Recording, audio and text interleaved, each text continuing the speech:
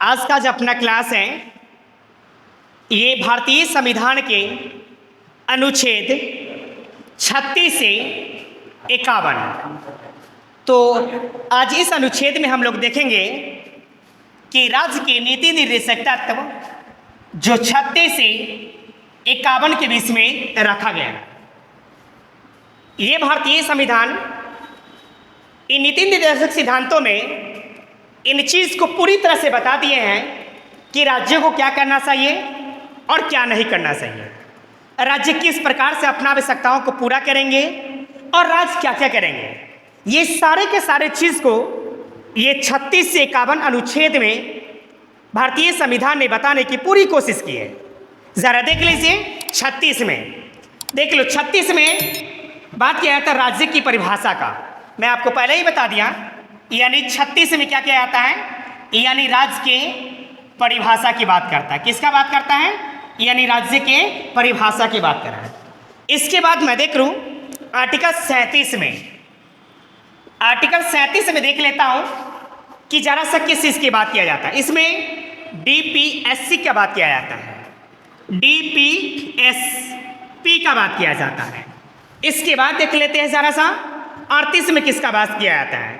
तो अनुच्छेद 38 में राज्य लोक कल्याण की अभिवृत्ति की बात किया जाता है। देख लो 38 में देखते हैं, यानी इसमें आते हैं 38 में आ जाते हैं राज्य लोक कल्याण, राज्य लोक कल्याण की बात किया जाता है।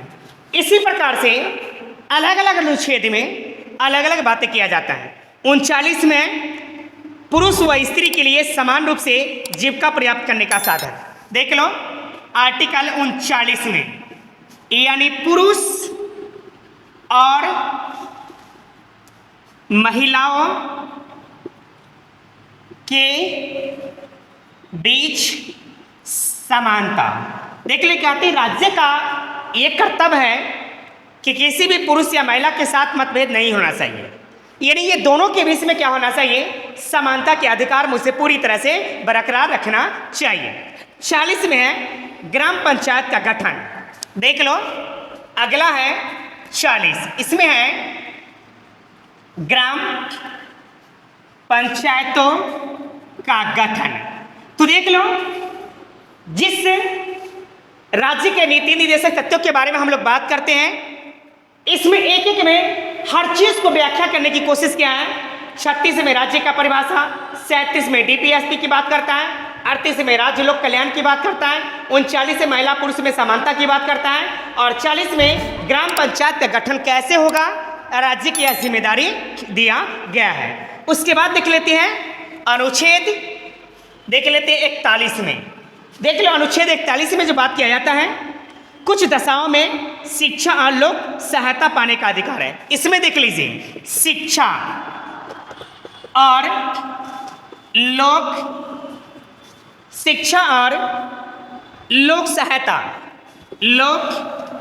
सहायता, देख लो कहते हैं कि 41 में बात किया जाता है कि 41 अनुच्छेद बताते हैं कि शिक्षा और लोक सहायता की बात पूरी तरह से किया जाता है। इसके बाद जरा देख लेते हैं कि 42 अनुच्छेद में किसका बात किया जाता है। देख लो 42 में है न्याय संगत मनोवृत्ति की बात किया जाता है।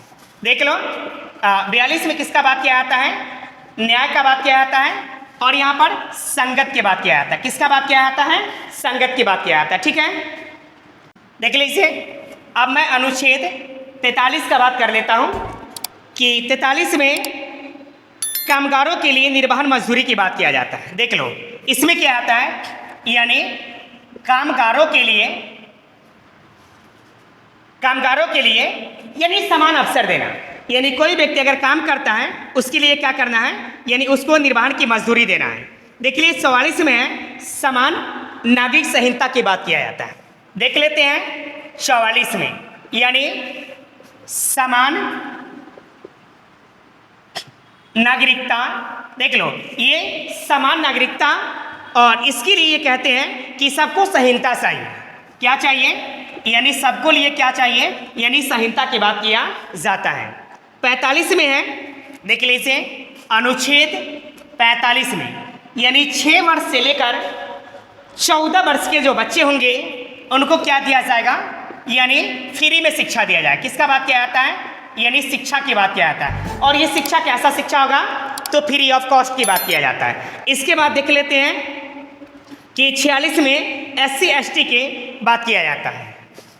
देख लो किसमें, 46 में देख लो SC और ST की बात किया जाता है, यानी SC और ST के लिए विशेष प्रावधान रखे गए हैं कि राज्य की जिम्मेदारी दिया जाता है कि भारत जैसे लोकतांत्रिक देश में अगर SC ST जाति के लोग अगर पाए जाते हैं तो इनको अधिकार का सुरक्षा देना राज्य की जिम्मेदारी है। जो भारतीय संविधान के नीति निर्देशक वाले इस अध्याय में पूरी तरह से जोर जबरदस्त ये बात किया जाता है और इसमें यह बताने की कोशिश किया जाता है कि इन व्यक्ति को किसी प्रकार की आर्थिक सहायता में किसी प्रकार की दिक्कत नहीं होना चाहिए। 47 है, इसमें पौष्टिक आहार की बात किया जाता है, यानी पोषाहार की बात किया जाता है। देख लेते हैं 47 में, देख लो 47 में बात किया जाता है पोषाहार स्तर की बात किया जाता है। पोषाहार स्तर की बात किया जाता है। किसका बात किया जाता है, यानी पोषाहार स्तर की बात किया जाता है। उसके बाद देख लेते हैं, देख लीजिए 48 में कृषि पशुपालन की बात किया जाता है।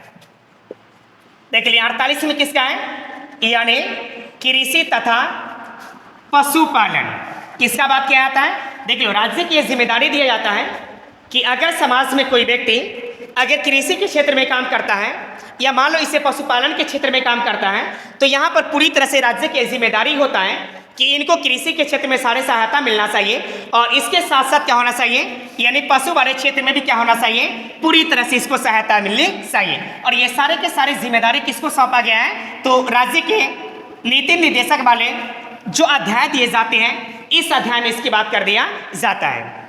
उसके बाद है 39 राष्ट्रीय महत्व की बात किया जाता है। देख लो ये आर्टिकल है 39 यानी 49 सॉरी ये 49 है और इस 49 में क्या होता है,